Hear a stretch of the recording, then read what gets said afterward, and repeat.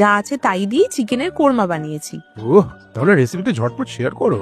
1 KG chicken curry cut piece করা নিয়ে নিলাম। রসুন দেবো 1.5 টিস্পুন মতো, 1.5 টিস্পুন মতো আদা বাটা, 100 গ্রাম টক দইকে ভালো করে ফেটিয়ে দিয়ে দিলাম।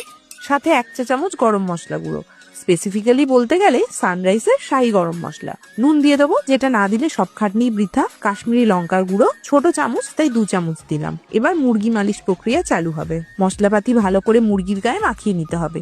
এরপর ওকে 2 ঘন্টা রেস্ট দিয়ে আপনি একটু টিভি চালিয়ে ডোরেমন, শিনচান দেখুন গিয়ে। এই বয়সে আবার কে কার্টুন দেখে ভাই? আমি দেখি। কার্টুনরা আবার নিজেই কার্টুন দেখে? ভাবা যায়? তোমার বাজে বকাটা বন্ধ করো, সব গুলিয়ে যাচ্ছে আমার। 5টা পেঁয়াজ নিয়ে কাটতে শুরু করেছিলাম। মুড়ো লেজা কেটে লম্বা লম্বা পাতলা পাতলা করে কাটছি। বেরেস্তা বানানোর জন্য পেঁয়াজ এইভাবেই কাটতে হয়।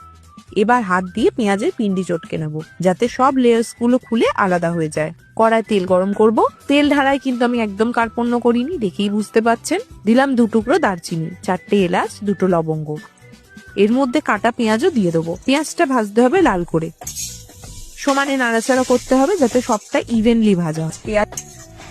পেঁয়াজ হালকা বাদামি রং ধরলেই 6টা কাজু, 6টা আমন্ড এতে দিয়ে দেবো। পেঁয়াজটা বাদামি হতে শুরু করলেই প্লেটে তুলে ফেলুন। বাকিটাও নিজের গরমেই ভাজা হয়ে যাবে।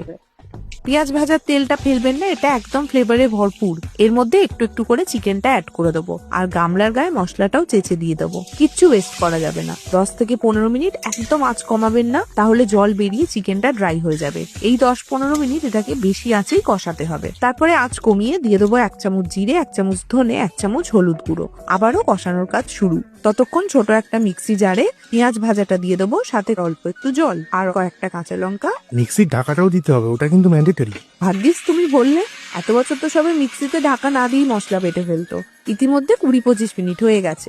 অল্প জল দিয়ে দেবো, চিকেনের সাথে মিশিয়ে নেবো। জলটা ফুটন্ত গরম হলেই ভালো হয়। ঢাকা দিয়ে দেবো, হালকা আঁচে মাংস সেদ্ধ হওয়া পর্যন্ত রান্না করে নেব। অল্প ঘি ছড়িয়ে রান্নাটা শেষ করব। বিরিয়ানি দিয়ে লোকে কোরমা খায়, তবে আমি সাদা ভাত দিয়ে চালিয়ে দেবো, দেখুন।